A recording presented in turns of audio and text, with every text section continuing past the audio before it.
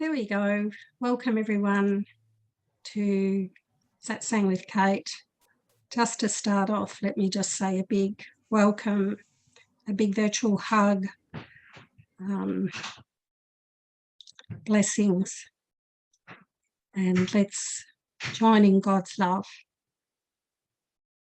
Let's just join there and stay there and never move away from it.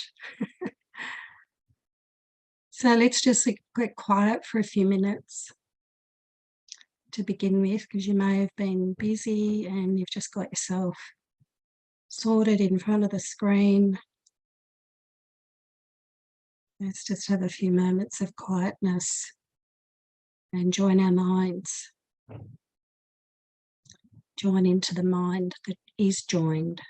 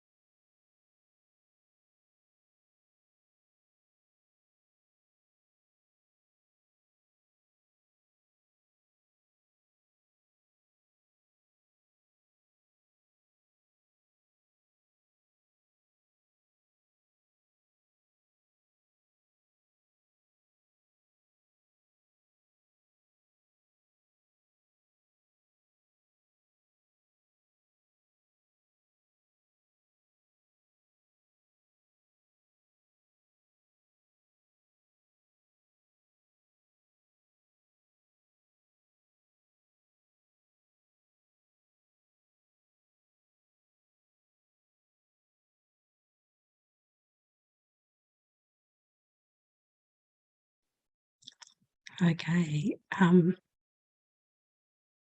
you might feel a reluctance to come out of that. So what I find when I got silence, because God has no words, right? There's no words in God. It's really just silence and peace and love experience. So anytime we really drop deeply into that beautiful quietness, we can, he even says in the Course, you sort of reluctantly come back to the world.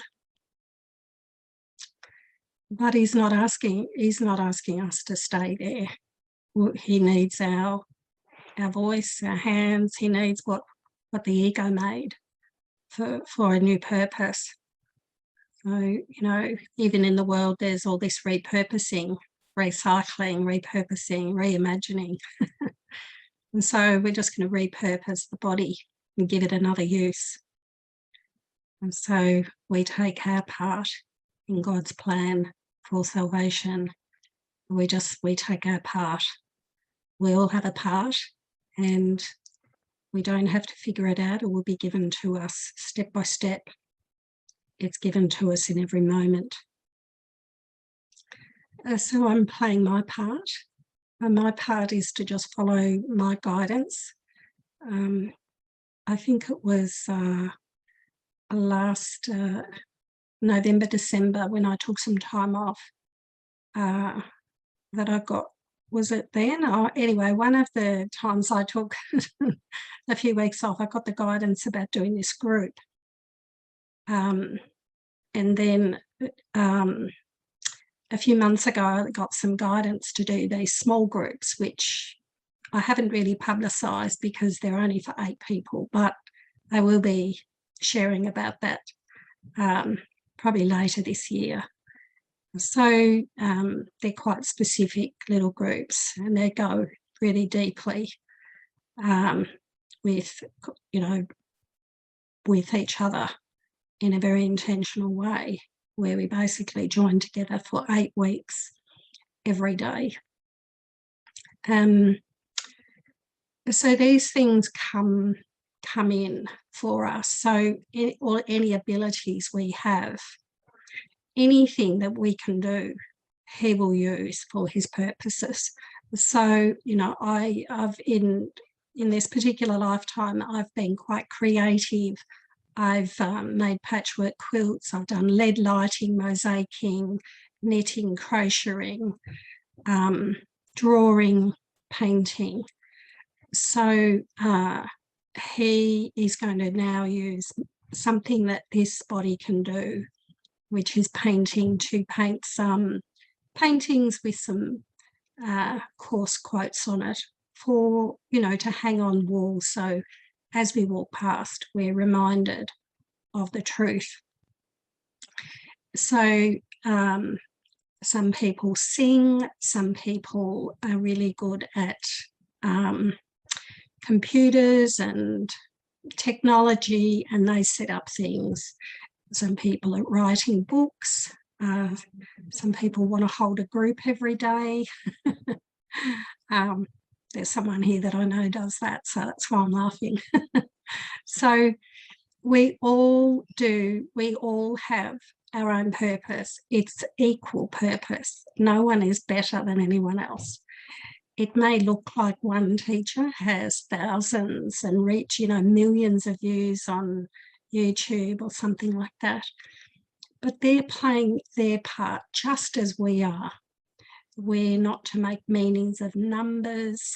It's really important to really know that whatever we are doing, if we are giving ourselves and our lives over to God, to the Holy Spirit, that we are playing our part, and it is equal.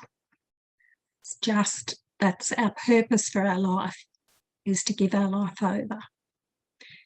So however that be, whatever that be, it could be just going and buying a coffee from your local barista and smiling and chatting with that person and just listening. It doesn't have to be with Course in Miracles people. He's not talking about that. He's telling us wherever you are, you can give the miracle of natural love, the miracle of God's love. God's love doesn't demand anyone change. The miracle just looks on our brother, sees it's holy, see the holiness there, and just blesses. And the person receives this feeling of being completely accepted. And that's our job, to be a miracle worker, to see our brother as guiltless, and we spread that joy and blessing. We don't demand our brother change at all. It's really simply that, and the healing occurs, and we're not to concern ourselves with the evidence of the healing. All we are required to do is extend miracles. So to teach peace, I must demonstrate it. I have to demonstrate peace. So I am the demonstration of it. To teach it means to demonstrate it. So whenever I'm with my brother, it's an opportunity to demonstrate my peaceful mind, show him that it's possible to, no matter what he says or does, he will not disturb my peace. To show him that there is a peace that is possible in a mind that cannot be disturbed. I'm here to demonstrate that. And so are we all. And as we teach it, we get it, we receive it, we live in it. So welcome to everyone that's just joined in the last few minutes. If anyone, so I was going to open this to Q&A. I also have a little teaching, but that can wait till a couple of weeks' time. If anyone would like to ask a question, we don't have much Q&A on this, and I thought, well, let's see. I do have a meditation that we can go through towards the end of the group. So if you would like to ask anything, just put your hand, your hand or your virtual hand on your computer, on your screen, on your little Zoom thing. So I think if you click on the right hand corner, oh no, that's not, I'm not sure where the hand is. Anyway, so, okay. Let me just, hang on, I've just got something on my screen. I'm trying to get rid of it. Okay. Something's going. Just give me a few minutes. There's something funny on my screen when I went into something. Okay, I'll just leave it there. Okay, George, you would like to ask a question? Yes, I would.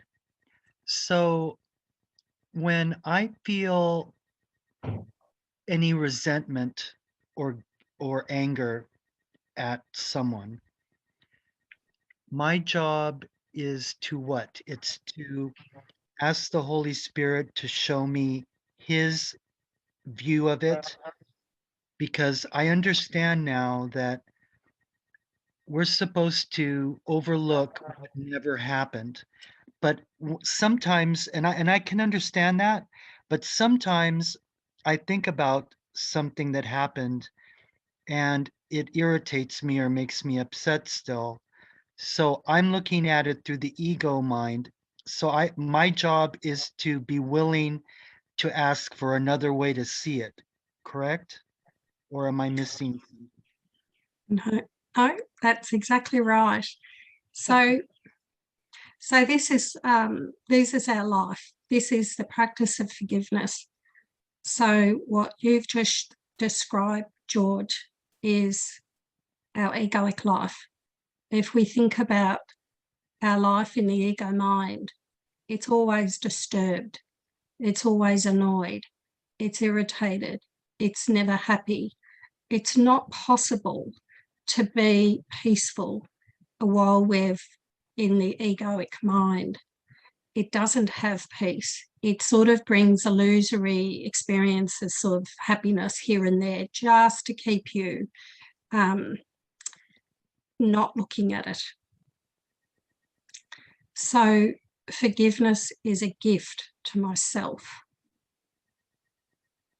Forgiveness. So one of the things you said is that something about overlooking it and seeing that what I thought happened didn't happen. Now, you in the ego mind can't see that.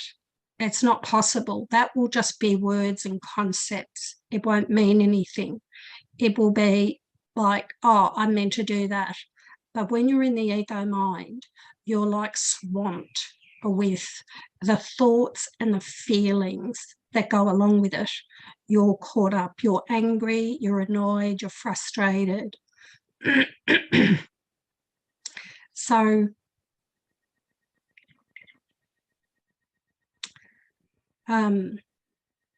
when you're in the ego, you're completely overwhelmed. You can't break free. It's like a closed thought system. It's like a balloon or a bubble. If you can imagine yourself just caught in a thought system, you can't get out. You can't think your way out of it. So that's why we need help. We need to really surrender. So for me, on my journey, forgiveness was my daily practice.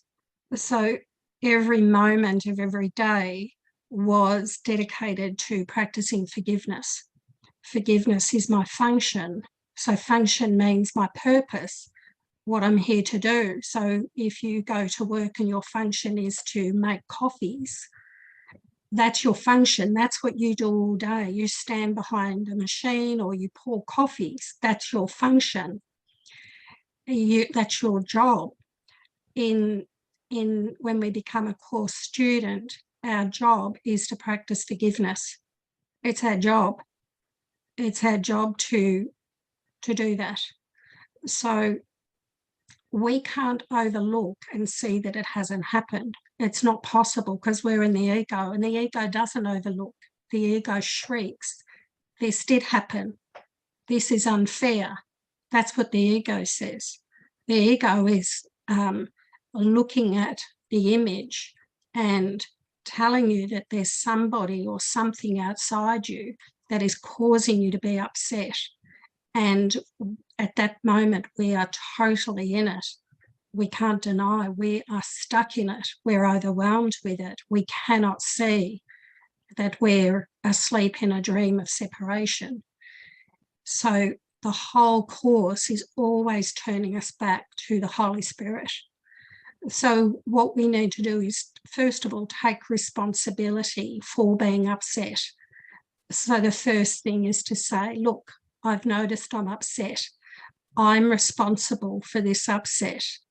I, as in, well, the first thing is, I mean, it's the I that I think I am is not who I am, but to practice forgiveness when we're in the ego, we can't see that thought system, those thoughts and beliefs are what is causing us to be upset.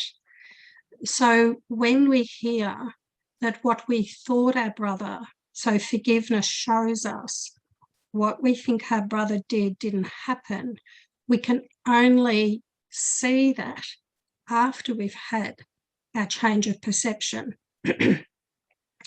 So the best way to do forgiveness is to say to the Holy Spirit, I believe my brother is doing this to me. I need you to help me see this differently. I have to admit to the Holy Spirit what I think is going on.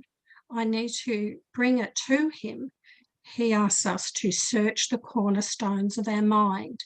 So in lesson, I think it's 333, forgiveness ends the dream of conflict here. Conflict must be resolved. It cannot be evaded, set aside, denied, disguised, seen somewhere else, called by another name, or hidden by deceit of any kind. If it would be escaped, it must be seen exactly as it is, where it is thought to be, in the reality which has been given it, and with the purpose that the mind accorded it. So he wants us to be really, really honest about our hatred, about our annoyance, about our anger.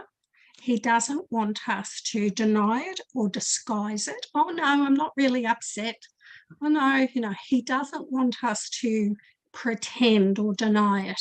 He wants us to look at it and say, I'm in an absolute rage about this, or I am so fearful of this, or I am so scared of death. I'm so scared of whatever. I feel so guilty.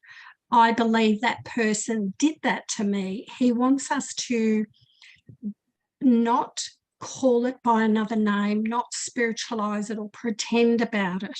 He wants us to really look at it, and we have to see it exactly as it is, not hide it, not deny it, but call it. Say, Holy Spirit, this is what I'm seeing. I'm seeing my wife, my husband, my daughter, my child, my parent this way. I need help. So I take responsibility. I don't try to spiritualize it or deny it or say, I shouldn't be feeling like this. I'm a good course student. He says, get very honest, sit quietly, bring all the darkness up, how much you hate that person. Remember, Jesus says, you don't realize how much you hate each other. We can't be scared of the word hate or the feelings of hate. Not to be scared of them. They're not our hate. They're not ours. It's not our hate. It's hatred bought by a thought system. It's not ours, but it feels like ours at the time. So the miracle is when we come to the Holy Spirit and we desire peace above being right. That's the key. There's some key strategies here, key points that, and the reason why I'm going through this slowly is that this is very important, these pieces of the puzzle to get to freedom. The ego is going to shriek that you are right. It's going to overwhelm you and keep you stuck in a story for quite a long time. It could be days, weeks, months, years. But forgiveness is when you decide that you've had enough of that view of that person and you want another way to look at them. You want your mind healed of that perception. It is one perception. It feels right. You'll be certain, the ego is certain that it's right. And there's no denying this feeling of being right is going to come upon us. There's going to be hatred, there's going to be anger, and there's going to be a very strong feeling of being right. So we have to remember all that. And then we're going to come really surrendered. And the reason why we want to surrender is because we want peace. We want the peace of God. And the only way to have peace, perhaps I have been wrong. Perhaps I am wrong. I really desire another way to see this personal situation. Because if I'm not experiencing peace, I really need to ask for a correction. So the correction then brings, the Holy Spirit will bring in something to help you. It's not, you can't figure out what's going to come into your mind. It's going to be probably something quite unusual, something quite different to what you'd ever expect. We have to ask and we have to open our minds up and just stay quiet and say, bring me your view. I don't want this view anymore. How I'm perceiving this person and situation is causing me to be upset, depressed, anxious, sad, lonely, all these feelings, these egoic thoughts. We can't leave the ego without help. So we have guides. For me, I had the Holy Spirit and Jesus. Excuse me. And I seem to use the Holy Spirit probably about 90% of the time. And then I called on Jesus when I really felt that really strong, just this sort of really like terror, like really strong fear. And but you don't have to. You can use whatever guide you like, whatever. So it's a journey inwards. We're going inwards. We're looking at the world as our classroom.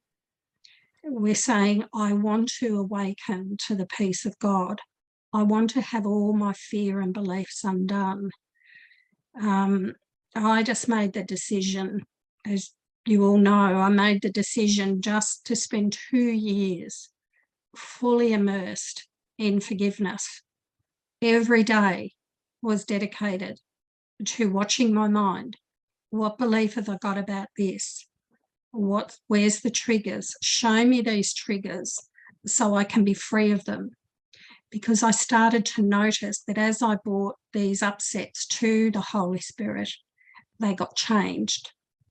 I got a different perception. When I started off, it took a week for the new perception to come in. Now, that's not saying the answer wasn't there instantly. It just seemed that my mind was so caught up in the ego. It just had a lot of rubbish in it. So it was like the light, the answer just couldn't get through as quickly.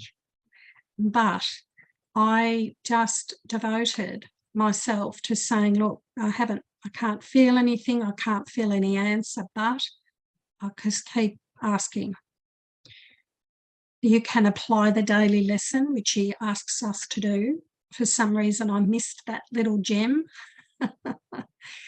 But I was doing the daily lesson. I was doing it how he asks us to do it. But he does ask us to apply it to any situation. So, or anything we're upset about. So, really, it's this, what is really important is this decision that you make deep within yourself. Is, do I want to be right or do I want peace? And when I first read that little line, do you want to be right or do you want to be happy? I really felt annoyed and angry when I first read that line. Because I had a past association with that. I had an ex-partner that kept saying to me, just be happy. And I said to him, I just can't be happy. I don't know what you mean by just be happy. And I felt it was very simplistic. This, do you want to be right or do you want to be happy? When I read that line. But I knew that if it was in the Course and it was written by Jesus, that I had to consider it. I had to stop. So treat every line of the Course as a teaching for you. Become a real student. This Course is going to take us to the peace of God. It's going to take us to the lawns of heaven, to an experience of oneness, of knowledge of our oneness. It's got nothing to do with perception. It's got to do with awakening to our true self, who we are and what we are. So that's this giving up. We have to give up. We have to come to this big giving up. Now, you might be at a stage where you're giving up a little bit, but you have to come to that wholehearted forgiveness, the giving up, that surrendering, and because you're going to be asked to let go of all values that you have in the world, even the values of children's lives, which can be, there's no hierarchy of illusion, but that's the big ego. That's what the ego says. One thing is more important than another. So I have to say that my children are not alive. They're not my children. And that's a big thing to have cleared in your mind, that they are on the journey with you, brothers, making the journey with us. We have to take our role as parent in form, but look at them in the content, look at them as taking the journey with us and letting our guide lead us. So we do have responsibilities as parents for a certain period of time. So, George, that's it. It's really,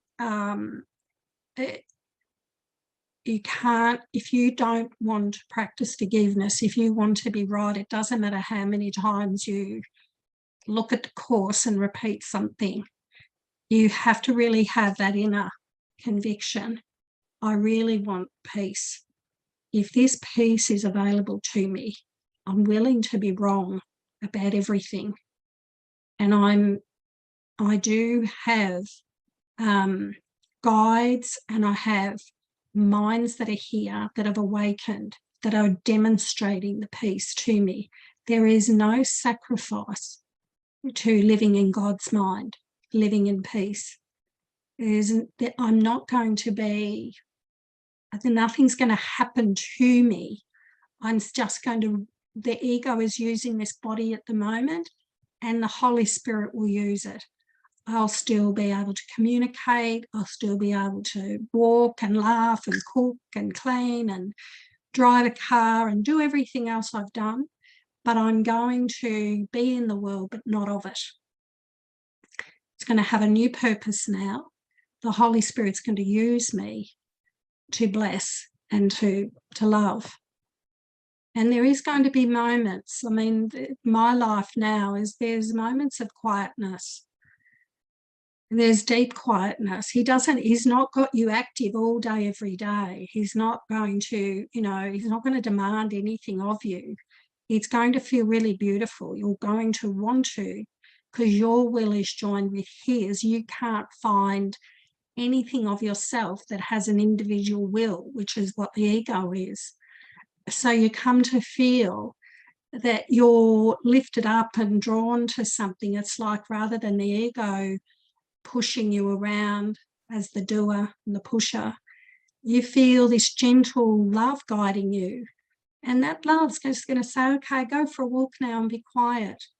Look at the sky and look at the birds. And it's not the birds and the sky that bring the happiness, or the trees, or the whatever it is. It's the mind. And so we can't, it's not that you make a meaning that something's better than another. It's this, wherever you are, you feel joy, because God is in everything I see. So the one thing about every lesson is talking about vision. And it's got nothing to do with eyes. It's to do with what you might call a spiritual eye, the vision in your mind. He wants us to have another perception of the world. He wants us to let go. So as we let go of our meaning and our values and our beliefs, there's another vision waiting for us, the vision that everything is God. It's not eyes, it's a holy perception. So that perception brings peace. So there's sort of two things, the vision and the peace go together. So I'm now a demonstration for others of a peaceful mind, because I practiced forgiveness. It wasn't easy. I didn't do it perfectly. I had doubt. I was in the ego many, many times, overwhelmed with it. So there's no two ways. A lot of hatred came up. The ego got very vicious. Everything in the course, I went through the turmoil in my mind. The ego brought out the big guns. It just said, if you keep doing this, you don't know where you'll end up. And I just had to, the way I look at this is that this is the ego gets vicious and it raises the bar, and it brings in a higher, this big story about sacrifice and loss, and, you won't have a job, you won't be able to work, you'll have no food, everyone will leave you, you're going to be some crazy Course in Miracles person, you won't be able to operate in the world, you'll start a cult, all the things I heard over the years, right? The ego just raises the bar to here, and your determination and your choice has to come above that. You have to have that dedication. I want the peace of God above all else. And I have to call in Jesus and the Holy Spirit.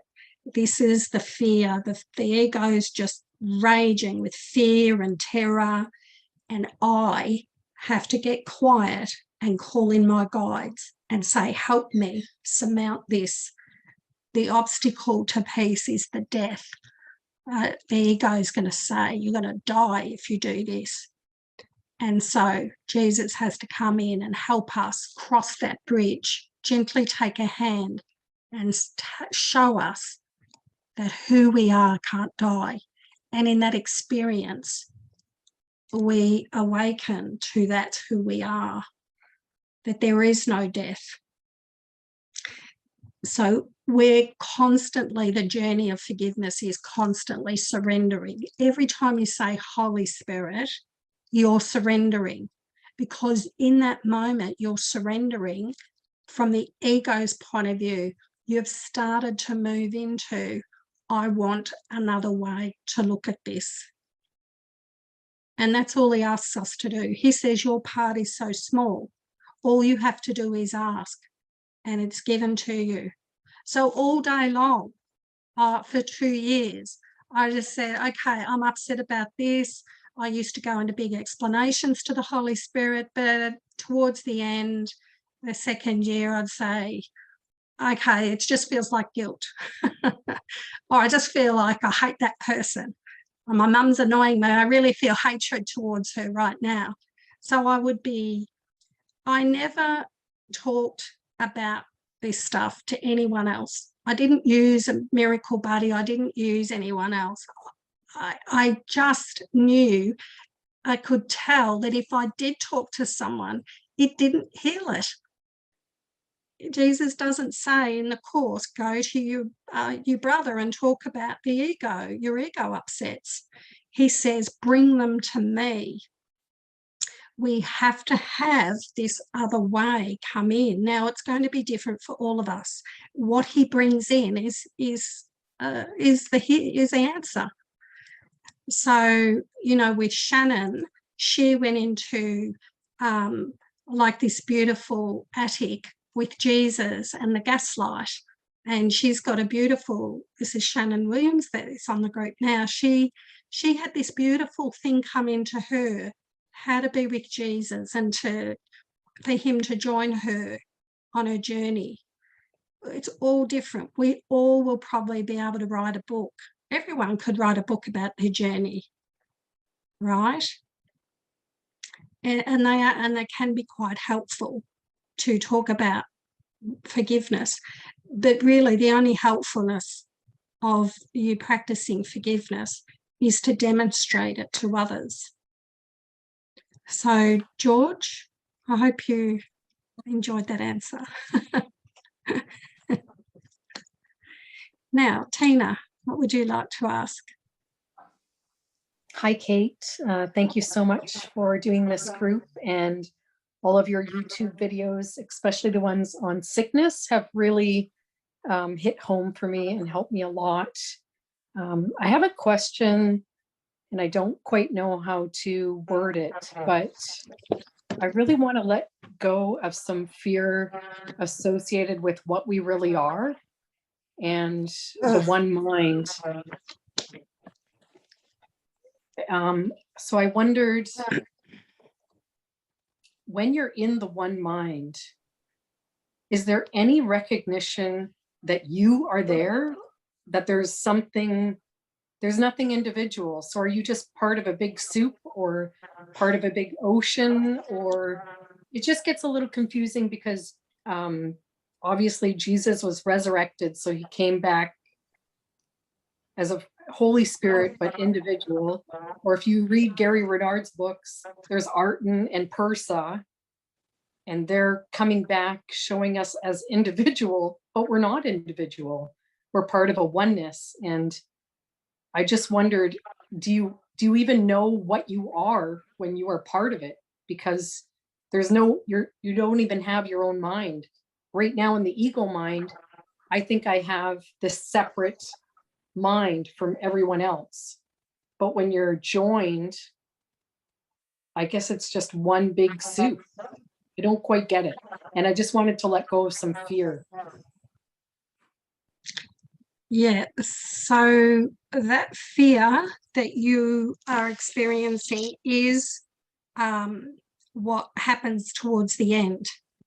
So you can't, so what you're trying to do is you're trying to guess what it feels like to be free of the ego.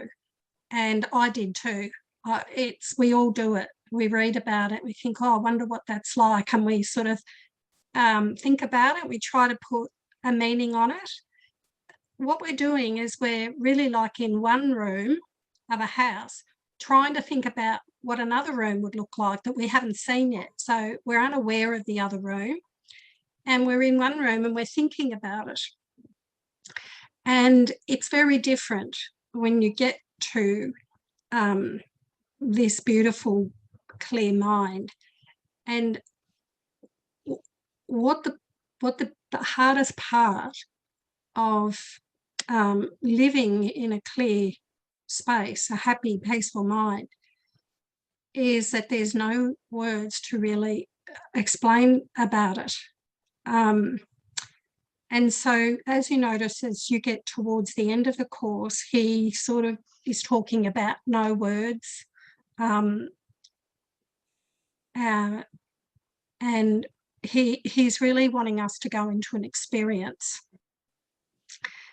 So when you're in the ego mind, we don't have that experience. Now, where he does say that we do have little glimpses of it, what he calls the holy instant. And most people I know have had these glimpses or awareness. There's been like a few moments, maybe you've had an hour or a day, where your mind's just been completely free. Sometimes you might get it if you do a Byron Cate worksheet, and the question is, who would I be without that thought? And you say, free and happy, you are in that moment experiencing a mind free of thought, and you're experiencing the holy instant. So if you can think about any time that you've had a glimpse or a moment, and that, so if you feel fear about losing yourself, you can rely on me to share that you only lose the fear, the belief in separation, guilt, everything else you can do. You can still do everything else, and you don't lose the ability to know how to make a meal or drive a car. All those things are still, you're still able to do. So the ego will come, and I know the ego did with me. It said that you will end up in the nut house if you keep doing this. You'll let go of everything and you'll be walking around like a bumbling idiot. That's what the ego is. It's viciousness. And I had to just look at those thoughts and just trust that, because I don't know, we don't know, Tina. You can't know what it's like, except if you have had any moments of clarity, any sort of revelatory experience, or just a glimpse of peace. If you think about that glimpse of peace, if everyone just wants to think about a time where their mind was free, even just for a moment. So that is what they call the awakened mind or the clear mind. It's just free of fear, free of guilt, free of the belief in separation. It's free of the egoic thoughts. And so it's important to remember that that's the mind in which you're going to live, because we have to remind ourselves, because the ego, sort of like Jesus says, it's going to say, without me all will be chaos. So Tina, that's what the ego is saying to you at the moment, that without its thought system all will be chaos. But the Holy Spirit is saying, without the ego all will be love. So we have to keep noticing how the ego, we made the ego, we've forgotten we've made it, and it's not even a thing, it is nothing, and it has to be seen as nothing. But the reason why it feels like something is our belief in it. We need to go back home the way we came in, step by step. So we've come down a ladder, we have to go back up the ladder. And we have to be patient with ourselves. And we can't make a demand that I want to awaken today, or I want to be awake by the time I'm 45 or something like that. Don't. In fact, make your goal to undo the ego. Make that your goal rather than to awaken, because like what you've said, Tina, it's not knowable what awakening means. We know what the ego is, and we know that we have to practice forgiveness. We have to take responsibility for everything that happens to me. He's asking us to say, I have given everything all the meaning it has for me. I have. That's why everyone has different meanings. Some are joined meanings, but some are different. Nothing here has any meaning. It is a meaningless world. It has no meaning. Nothing has any meaning. The mind has to accord it a meaning. It has to say, this is what this is. And then someone comes along and says, no, it's not that, it's this. And you get in an argument. So nothing is good or bad. It's not wonderful, it's not awful. It has to be seen as meaningless. And God did not create a meaningless world. If this world has no meaning, I mean, God didn't create it. So we're the one that's putting a meaning.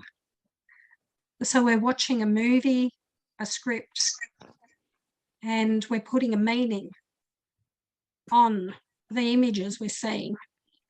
And we can't get out of the meaning without help. That's a really important message. We have to call upon the Holy Spirit and Jesus. We have to develop a relationship with the Holy Spirit. We have to really sit quiet and hear and listen. And we can all hear and listen to it. We can. The Holy Spirit can speak through our brother as well. We really have to develop that. We can't say that other mind is special. They can really hear the Holy Spirit and I can't. We all are called, but few listen. It took me at least many, many months to really develop listening to the Holy Spirit. I didn't know what his voice would sound like, and then I remember hearing it sounds like your voice. It's intuitive. It feels like it's something. How do I know what the Holy Spirit is? It's going to bring me. It's going to make me feel good when I listen to it. If I'm listening to something and it doesn't make me feel good, it's not the Holy Spirit. The Holy Spirit isn't going to judge your brother and say, you're right. The Holy Spirit's not going to say, yeah, you're right. That person really did that. That's terrible. You need to go and give that person a piece of your mind. That's not the Holy Spirit, right? And the Holy Spirit corrects the error. You're not bad for experiencing that. We're in a thought system. We're like we're in quicksand. We need help out. When we flounder around in quicksand, we just keep sinking. We need to put our hands up and say, help me. I need help. I need to be pulled out of this because I'm stuck in this view. I'm stuck. I need help. I'm stuck. I need help all day long. I'm stuck in this. I need help. And that's it. We have to become like, I want the peace of God above all else. I really, really want the peace of God. So I'll just be wrong about everything.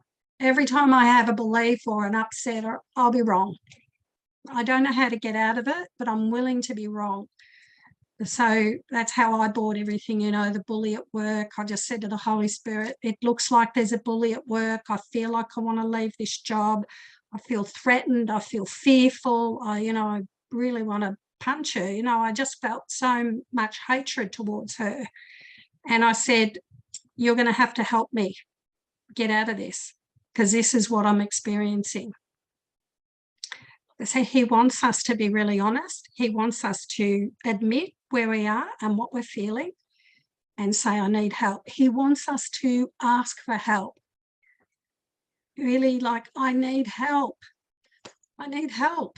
And then wait and show me, and then get more. And as we start to see, oh, okay, it's starting to work, and I'm really, you know, some things he gave me to do, you know, and I shared them with others, and they said, oh, I couldn't do that. And I think to myself, I would do anything that the Holy Spirit asked me to do. Everything he asked me to do, I did, because I wanted peace.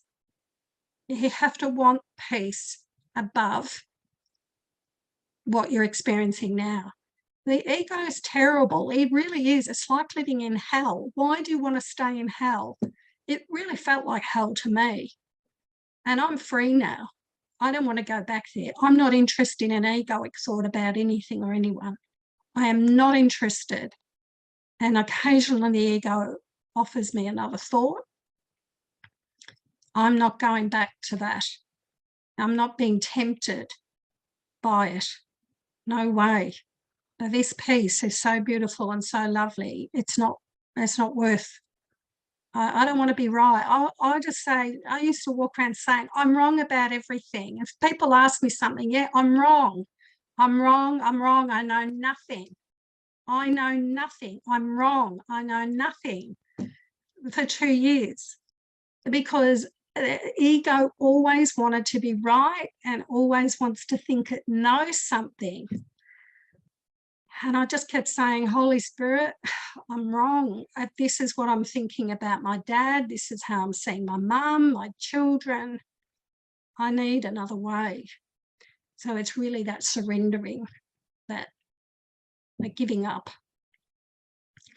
So to Tina, just to let you know, you can't really imagine what a clear mind is like, except that when you've had a glimpse or some period of time where you feel you've just moved into this deep peace and nothing has come to disturb it.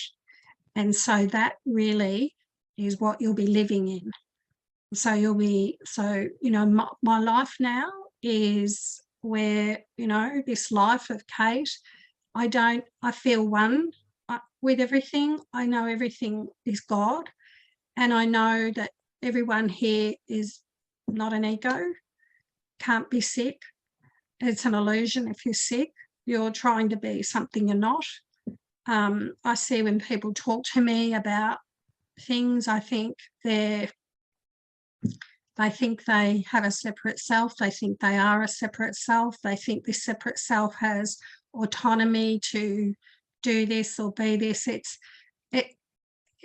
It's quite unusual to view it from this place of being like, when you move into it, it's a lot different to what I ever thought it was. And God, the idea of God changed completely, because I think I still hung on to these aspects of a religious God, even right up to sort of the big shift. There was still this idea of God as some sort of male or some entity or something like that. But that's okay, because we're really just working to let go. So what I came to see was God is just this experience of infinite love. It's not a beingness. It's all there is. All there is love, which is God is. And those are just words probably to you, but when you get to that experience, it's the only words that you can use, and yet it feels like words, but what else can you say? There are no words to it. So trust, Tina. Keep doing your forgiveness. It's literally like you're going through the eye of a needle. You can't bring anything with you. You can't value your life. That sounds really weird, but you can't even have a value to stay alive in this so-called world. You have to give up everything and let go in your mind. You don't have to give it up in form, but in content, in your mind. You have to let go of everything, but that's a very slow. Some people say I did it really fast, but it didn't feel like it was fast. But it may have been in time to. I just wanted peace, so I was like very, very dedicated to it, and so just keep going. If your dedication is weak, don't worry, you'll get it back. Thank you, Cate. Blessings. There's nothing to be scared about awakening to God's love. Nothing to be fearful about. Nothing to be scared about. All you lose is your fear. These thoughts. It's like the radio gets turned off. So the ego's like the radio station we're listening to all day long.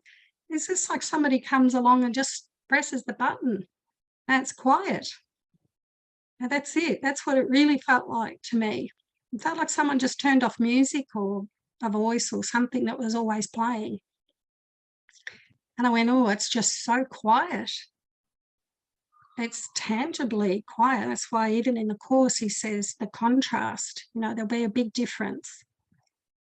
And then you just feel this love, and I call it the big soup of love. And the individual self, it's not there, but there's something that replaces it.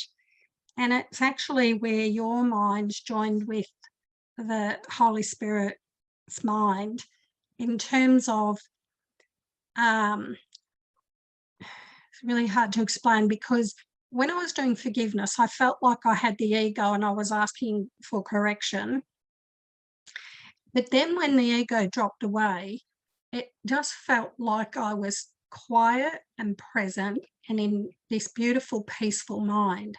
Nothing came in to disturb it. There was no ego thoughts coming in, right? It just stopped. And I'm like, what do I do now? I've been practicing forgiveness so much. I'm like, and then there was just this peace and quiet all the time in my mind, and it's not changed since then. And then there was just this guidance that would just come in and say, okay, do this and go here. And so you're joining this will, and it's just beautiful.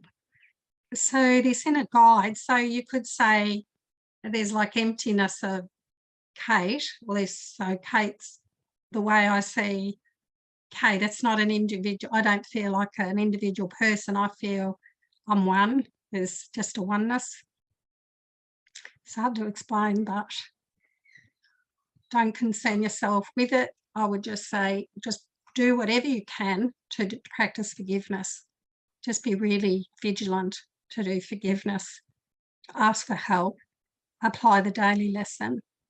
Come to know. Be really. It's mainly that willingness to rise above when the ego gets very vicious. So when the ego comes into your mind, Tina, and says that you're going to disappear or something and you won't be able to operate, or you need to rise above that and say, I want the peace of God above this whatever this is coming in. And that's it. It's the same forgiveness. And I never sugarcoated it.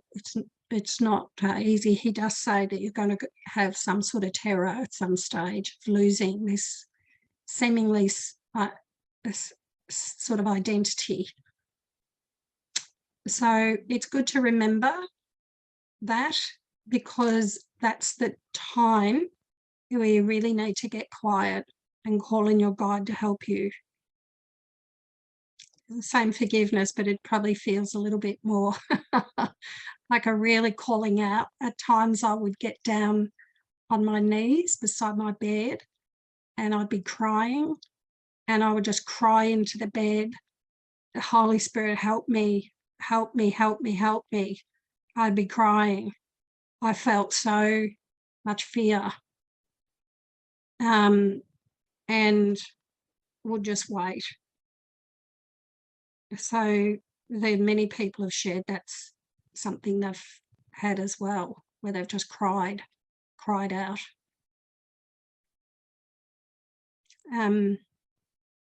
Okay, so Kathy Jones, would you like to ask?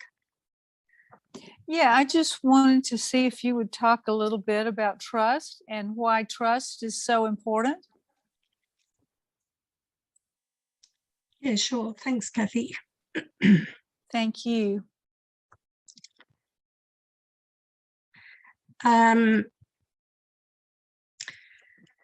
So the development of trust, we start off, we give a little bit of trust to the Holy Spirit. We're so petrified of, what the Holy Spirit might do, how it, the Holy Spirit might not, might make me leave my job, and then what? So that I'm just going to share from where I was at. So that's the ego, right? Everything I say, I felt or I thought, it was the ego. I was in the ego. I was believing the ego. So when I talk about it, I'm talking about it in plain language, but always remember that the decision maker was choosing the ego. That's all that was going on. So developing trust, I think for me, it was not easy, but I knew that to undo the ego, I had to develop a deep trust and let go. So basically, I just thought, if Jesus has got it written in his course, I'm going to do it. I'm going to apply myself. I'm going to do the best job I can to do it. So I started off, I think I've shared this, that I really was, first of all, writing down questions and getting answers. And then I wanted to give some further things of my life over to the Holy Spirit. And I had to develop a trust, and because I felt at that time, without knowing that I was listening to the egoic mind, I felt that I was running my life. I was working, I was bringing money in, I was worried about, there's no way I thought I'd give over that part of my life, because I couldn't trust at that stage. So I just, one night I just started, I put music on and I started to dance and move my body. And I thought, I'll trust the Holy Spirit to move my body, because I was so wound up with controlling my life. I had to find something that I could trust. So I just still remember this feeling of just watching my body move and saying, oh, I don't feel I'm actually moving my body. I feel it's moving for me and nothing bad's happening. So I know it sounds silly, but that's I had to develop this trust. And then it was just a gradual thing over time, using time. I then came to, really have to trust him with money. And that was the big one for me. And we're really, and that brought around these beautiful miracles of trust, that I could trust. So my journey with the Holy Spirit and Jesus was to just trust here and there. So I had to trust my daughters. I had to let go of wanting my daughter to live. I had to trust. I mean, we don't have control anyway, really. Well, that's what I was shown, that me thinking that I could control having my job and being employed and where money was going to, it was like he showed me You know, the business could close tomorrow and you could be out of work. You know, even what you feel is control, you think you're controlling something. You have no control. This was all integrated in my forgiveness. So the trust and the forgiveness sort of went together. So as I was getting guided to do certain blessings and see the person differently and say I love you and bless everyone in my mind as I was going about my day, and, you know, washing the feet of the so-called bully, coming to see that that was me, it was my feet I was washing, you know, there was no other. It was healing my mind. As I came to see that, I just started to develop this inner trust, and as we develop it, it starts to be more of a habit that we have each day.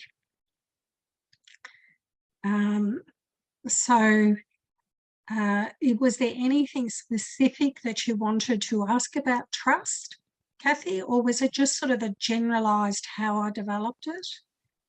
Just sort of a generalized, and how trust is just why it's so important to have trust. Yeah, there was nothing specific. Thanks. Okay, so it's important to remember that we don't have our own thoughts. We don't have, there's no sort of like Cate's mind or Cate's thoughts. There's no Kathy's thoughts or Kathy's mind, right? There's, so if we really have to come to accept that we only have two sets of thoughts, the ego or the Holy Spirit. And he says the Holy Spirit, the ego speaks first. So when we wake up in the morning and we get a judgment thought like, you know, I don't want to go to work today, I'm tired, you know, the job's boring or it's too busy or something, that's the ego, but we think they're our thoughts. So trust is coming to trust that other voice to lead you. So trusting that it's going to give you, sometimes it gives you things to do. It'll give you a blessing to do, or it'll give you even, you know, to come onto this group today, you would have had to have had a prompt or a thought to turn up. If you tried to come onto a group and it didn't work, it's not meant to be. Everything is for our good. It could be that you maybe needed to, you know, you need to not come onto a group, you need to be quiet and develop a deeper trust, or someone rings you and you're meant to be available for them. So it's really seeing that we can't know what's going to really happen in what we call future. But if we trust right now, so trust will settle every problem now, because if I trust, so I let go of worrying about money, food, housing, anything, the little things the body needs, and trust that I will have, that the correction will come in, that I'll be given something helpful, and that he will lead me, he will guide me. And it's just something that you need to be mindful of. It takes work and vigilance. It takes willingness to follow and trust. And, you know, in the development of trust, he does say that sometimes you can be sort of stuck in developing further trust for a long period of time. And I seem to go through that. I feel that I went through that very quickly. Some people get to a long period of boredom, of the world's meaningless, and they stay there and they just don't progress. So I would just encourage everyone to move on. You're going to have fear about trusting. There's no two ways about it. The ego is going to say, if you trust, if you do this, watch out, you know. And so you have to trust first to see that trusting works, which then develops trust. You can't get the development of trust until you trust first. So just remember that whenever something, you know, even if you're offered a job, just sit quietly and ask, do I take this? If someone calls you or someone messages you, I'd like to talk to you or visit you or something, just sit quietly and ask. Just develop ability to constantly be asking. And then after a while, you won't be asking, is already there. And the answer is just coming forward in every moment. Say this, do this, go here. And that trust is then developed. But we need to develop that trust. And that trust is like, I had to let go of everything, of where I lived.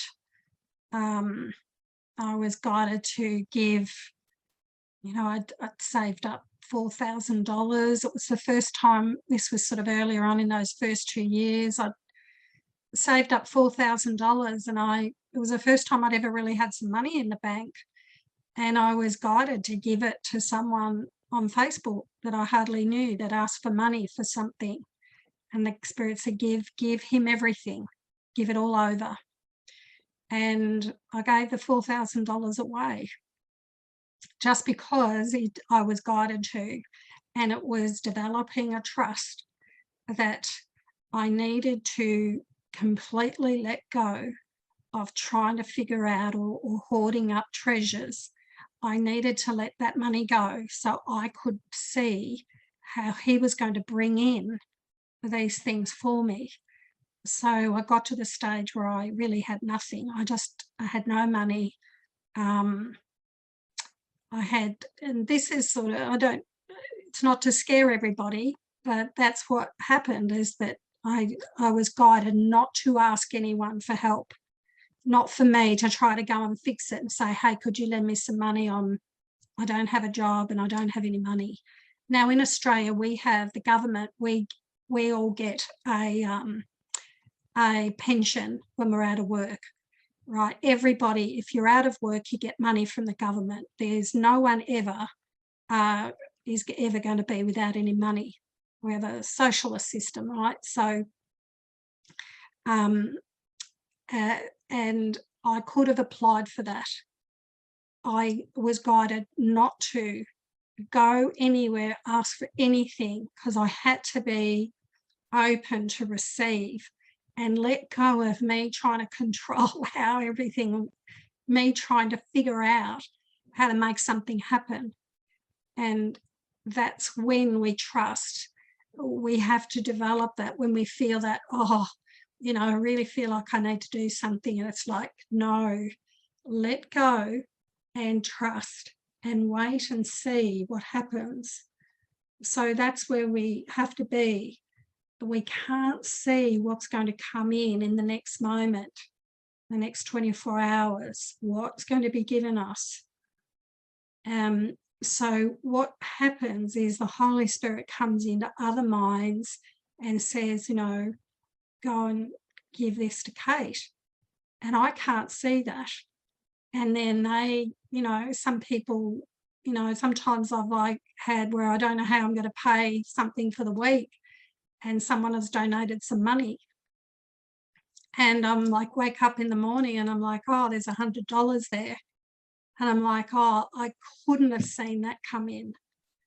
So, you know, that's how I trust. And what happens is, along with that trust, and the reason why I'm talking about money so much is that was my biggest forgiveness lesson, you might say. It might be something else for you, because I have met course students that have no issues. They never concern themselves with money. They feel, you know, there's no, but for me, it was my whole seeming like egoic life was, I gotta get some money. I gotta get a job. I've got to study to get, you know, and to let go of it all was a big ask. Now, I remember Gary Renard saying that when he travelled around, people were talking a lot about financial situations with him. He said that seemed to be the biggest concern. So, so that for me was the big letting go and not holding on to where I would live, how I would get anything bought in, to completely free our minds of just say, I'm happy wherever you have me, to have no attachment to owning anything, to staying anywhere, being in any country or any house or wherever. And he showed me when I was guided to sell the property I lived in, and then he said to live on the money. I got right. And the day that money was used up, we bought this house. So I saw the timing of it all. It was exactly the right money to take me through. And it's just that you will be cared for. You will. There's an inner guide that knows you, loves you, will guide you, will never depart you. You have to play your part. And it's just been amazing to live with that trust. But I would like you to know that I didn't have that trust. I was what I call like the spiritual dummy. I had no real, you know, only that I felt as a young child when I went to church, this love for Jesus. I just felt this beautiful love. I felt connected to him. Just this beautiful, like, I'm like, oh, wow, wouldn't it be lovely to be around someone like him? So loving, so open. And I wanted to come to know him. And coming to know him through my journey is where he came to heal me of my belief in my sin.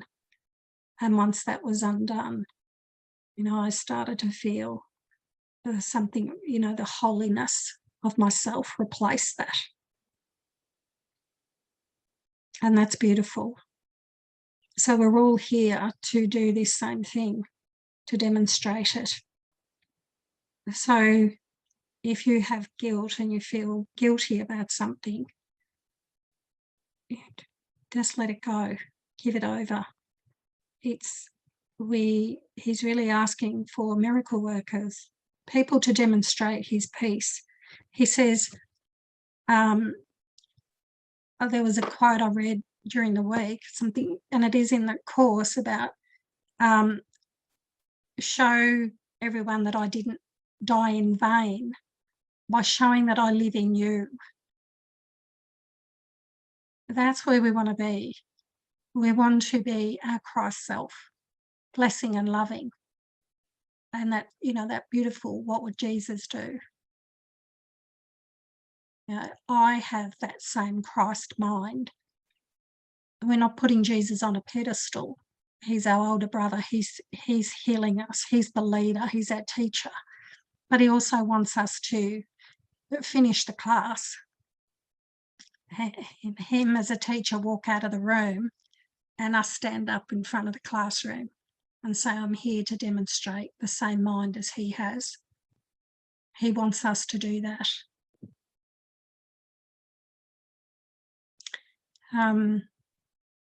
Thank you. Joy Liel, would you like to ask a question?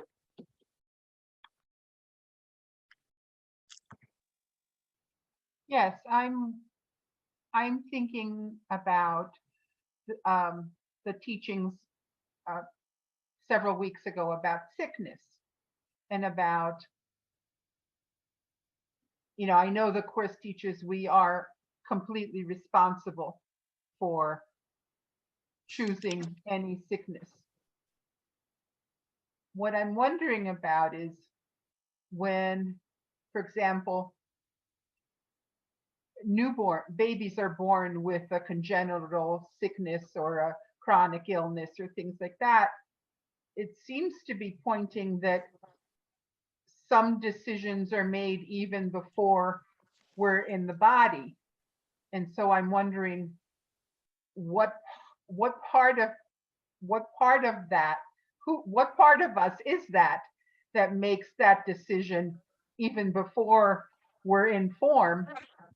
And is it possible that there are illnesses later in life that people have that are somehow a contract that was made before we came into the body for some reason, and how to be responsible for that, and how to undo,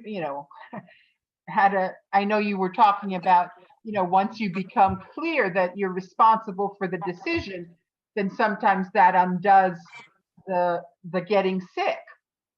But it's like, if it was made before you even came into the body, how does that work? Okay, so I'd just like to clarify some of the things you said there. Yes, it is true that anyone that comes here, even a little baby that is stillborn or dies a few days old or dies of 1 year, it's all scripted. There is a decision. It's made. You've got to remember that it's the mind that made it. The mind that chose the tiny mad idea it's like it's in a dream. It's like in a bubble, or it's like the mind is caught in a dream, and the mind has fragmented. So each part is coming into the dream world as a body, seemingly a body, and it has its whole script. It's the script of separation. Every fragmented part of the mind, it's fragmented, and it feels itself to be separate as it's born into a body. And it's the whole, every single lifetime in the dream is scripted, and even your awakening is scripted. It's like the whole thing is already been and done. It's already over. It's like watching a movie that's the actors and they've said their lines, and the lines, the baby that came in, that was its script, and the mind chose death. We can't understand it because we're trying to understand it from a mind that can't understand, because we have got no awareness of this mind that seemingly chose the separation from God. But I can see it all in my mind. I can see everything. It's all, when you awaken, it all opens up to you. This is a mind that's outside time and space that you enter into, and you'll be able to see everything, how it's all over, how every lifetime is chosen, how everyone can't help but choose what they're choosing. I'll sort of give you the big overall picture, which might be hard to understand, but I'll give it to you as much as I can. And then I'll go into the detail that you've asked. So in this bubble of the dream, where we feel ourselves to be individual people in a world, over and over, the egoic mind is is brought into a body and feels it's a body, and then has its script as an ego in the body, and then the egoic mind chooses death in some way, chooses sickness, dies, comes back again, can even come back at different, what we call time. It can move forward, backwards. It's not a body, it's a mind that's choosing this, right?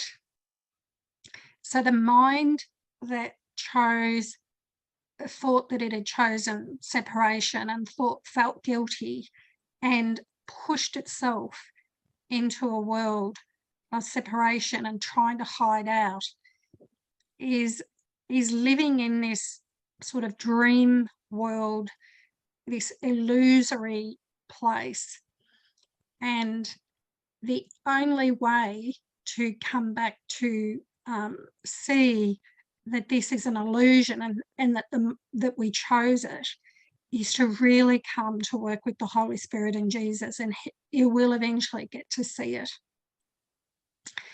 Our job, where we find ourselves completely unaware that we were in this mind that had this thought of separation, and here we find ourselves, we are so cut off and so unaware of all the other things in our mind.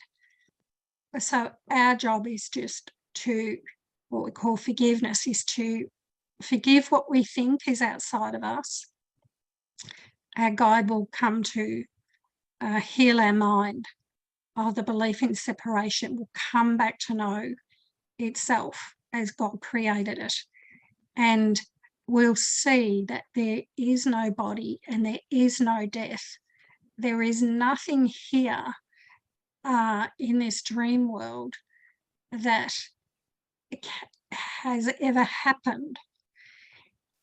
And that's what is revealed to you as you move up the ladder. As you practice forgiveness, you'll see this. So where we find ourselves in choosing sickness, it's part of going back up the ladder. We just have to say to ourselves, there's so much I don't know. There's so much of my mind that I'm not aware of that is opening up to me. So we're going inwards into the mind. We're letting go of the value of the body, because the body is what the mind has used to deny the mind, the power of the mind. So we need this guide. So this Holy Spirit part of our mind is like, the answer is in the Holy Spirit, is in our mind and is answering, but that's also the illusion, because there's never been a time where we left our home, but it feels like we did. But when you get back to a healed mind, you see that there could never be a world, there could never be death or sickness or a baby dying. But while we're in it and we see a baby die, we feel these feelings and we think this is unfair. But the answer is always the same answer. There's no hierarchy of illusions. The death of a baby is the same as the death of an ant, or the scrunching up of a leaf, pulling a leaf off a tree. There's nothing here that can die. We cannot make a compromise on the idea of death. Nothing can die, because God is life. So the teachings about this choice for sickness, he's really telling us that our mind is scared. It doesn't know its way home. And we're choosing just we're making a faulty choice. And he's asking us to come back to the magnificence of our true self, just to let go of this identity as a body and to move into this beautiful holy mind. And the script is the script of all our lives is already written. It's already done. Every lifetime you've ever had or will have, seemingly, in the future, because there is no future, there's only now. So the script is written now. So everything you're choosing right now is, the ego puts a thought in your mind, that's part of the script. If you can break it down to the script is the thoughts that you're listening to in this moment. Which script am I in?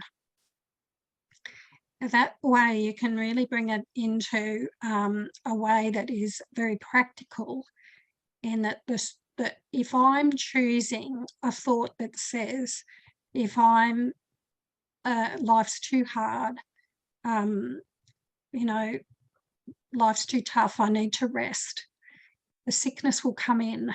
It will seem to be in the body. We'll look at the body and say, yes, the body chose it, I just got sick.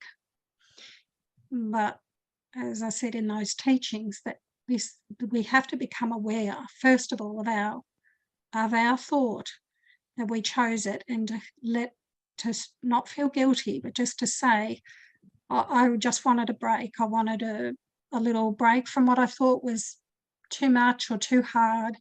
And I thought sickness would bring it, but it doesn't bring it. There's no gain in being sick. The only gain is coming to the light. The only gain is to come into God's arms. His arms are open.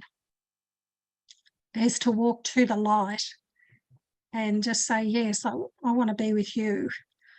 I'm letting go of this identity as a body that needs to protect itself and find its safety. I want to come back to the mind. I want to be in the mind of God. It's beautiful love and joy and peace and happiness. And so there's a sort of given many levels of teaching here, that all that mind coming into the mind that made that choice. I saw how the mind chose the tiny mad idea. I also saw that we never chose it. I also saw that everything's happening at once. There's no time. This dream, I saw that this whole dream world was over. It never happened. And yet here I am, seemingly to be in it, to share. So it's like a paradoxical weight in the mind. And everybody that gets sick here and seemingly dies in the dream, the mind has chosen it, because the egoic mind is choosing it all the time. It's frightened of God. It's forgotten its true self. It's forgotten its oneness. And but eventually each mind will choose it. And there's scripts, there's billions and billions of scripts. There's like, you've got no idea, there's scripts everywhere, all over the place. It's not linear. But you can rest assured that you will awaken. You will awaken.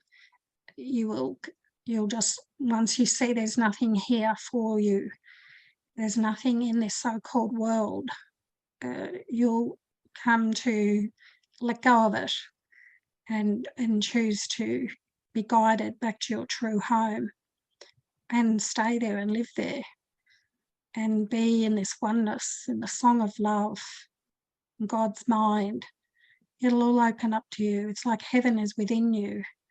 It all opens up. There's this, God is just this beautiful, infinite, eternal love. And you're experiencing it, but not as an individual self. There's no recognition of you as an individual, separate. You're just coming into this love, and it's like floating on the water of a pool or being a drop of water in the ocean. You're in it, you're part of it. You have the experience. The experience is in your mind. There's just not a nothingness or a void. If you've had a glimpse or something, it's as he says, it's like 1,000 times more beautiful than anything you can ever think of. And the ego's trying to get some love here in the dream of separation. It's just crazy. It's like having a big piece of paper, as big as a skyscraper, and you just pulling off one tiny corner, as big as your thumbnail, and you saying, I want this, and God's saying, come and have everything. Come and have everything. Come home and have everything. And you as an ego is just saying, oh, I'm just going to have this tiny little scrap that the ego is offering me, and searching for it and trying to find it in a dream. And we just have to wake up from this dream and see that it's just a dream, and come back to our Father, come back to, it's not even father or mother, it's just infinite love. It's just this beautiful, holy, infinite love that loves us and created us that way. And we remember that. We come to know ourselves as that. And that's, I'm in that now, and I don't want to leave. So I don't know whether that made sense, but that was the answer coming through. And it wasn't something coming through me. That was my answer. That's my mind answering. So I'm not channeling anything. These are things that I'm experiencing, but not me as Cate, as an ego. It's living in another mind that's bringing this answer in. I don't bring an answer in and then go back to an ego. Like some people, the channel will bring something through. I stay in this mind. And so can you.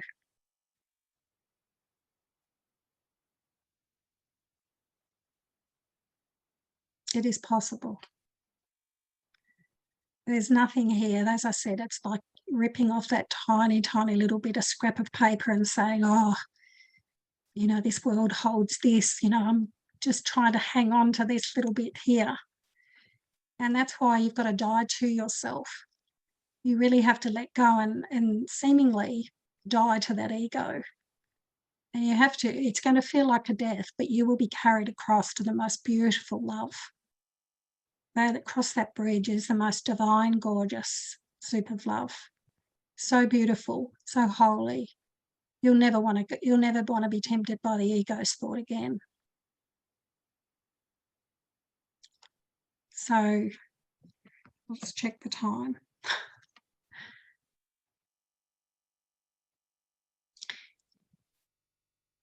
Thank you, Joliel, for that question. Let's just do a 10-minute meditation now, just to finish off. I have got a meditation. It's going to work really beautifully in with today, what we've talked about. Thank you to everyone that asked questions and that withdrew some lovely answers. So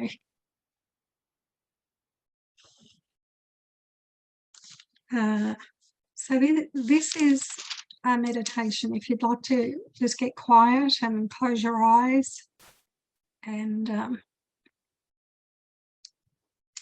this is based on lesson 108, to give and receive are one in truth. So today we will attempt to offer peace to everyone and see how quickly peace returns to us. As I give peace, I receive it. To give and receive are one in truth. I will receive what I am giving now. What I'm giving now, I will receive. As I give peace away, I receive it. I experience it. Close your eyes and think of what you would hold out to everyone to have it yours.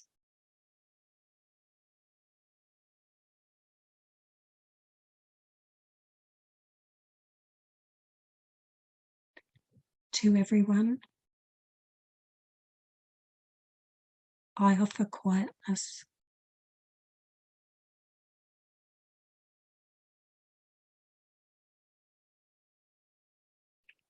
To everyone, I offer peace of mind.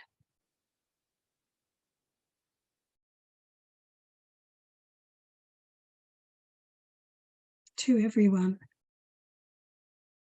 I offer gentleness.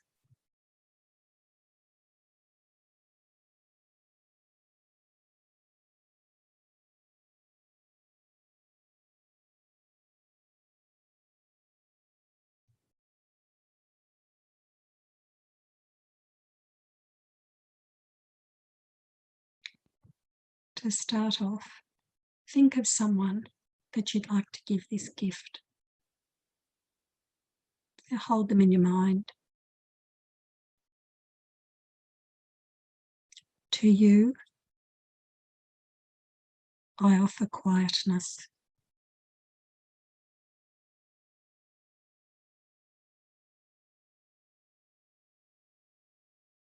To you, I offer peace of mind.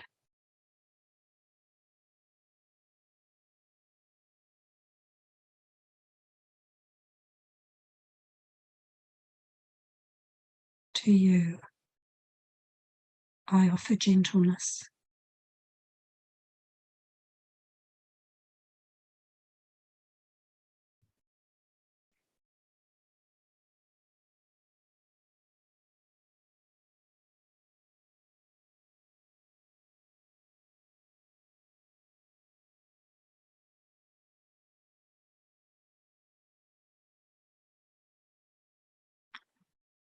Now think of everyone.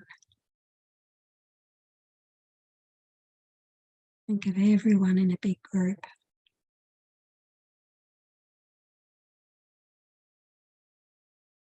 To everyone, I offer quietness.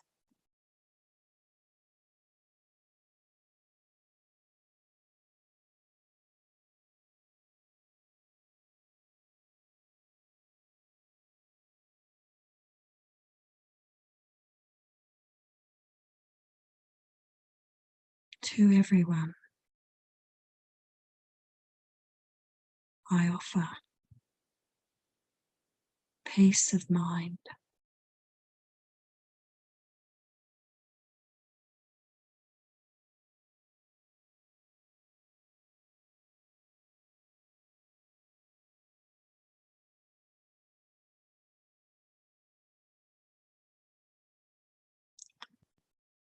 To everyone, I offer gentleness.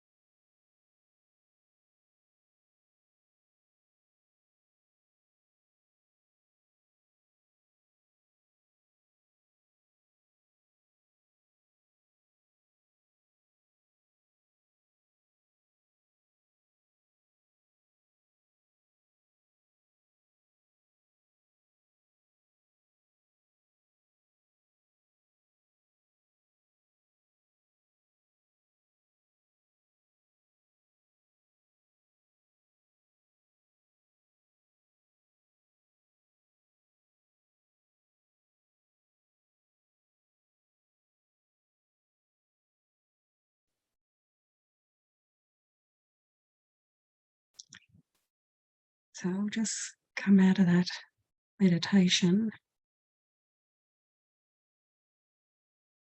It's such a beautiful, those 3 lines. Work together with the cross blessing. I offer you peace. I offer you gentleness. I offer you quietness.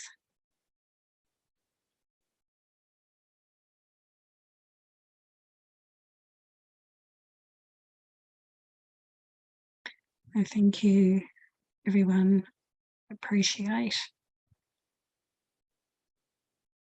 coming to the group. So for the next 2 Sunday evenings and Monday mornings in Australia, so there won't be a group on. I'll put a notification up on the Zoom to Miracles, just as a reminder. Love and blessings to everyone. Have a beautiful couple of weeks, and I rest in God. Thank you. Like the sun's now shining brightly. Love you, everyone. Love and blessings. Back at you, Pam. Thank you.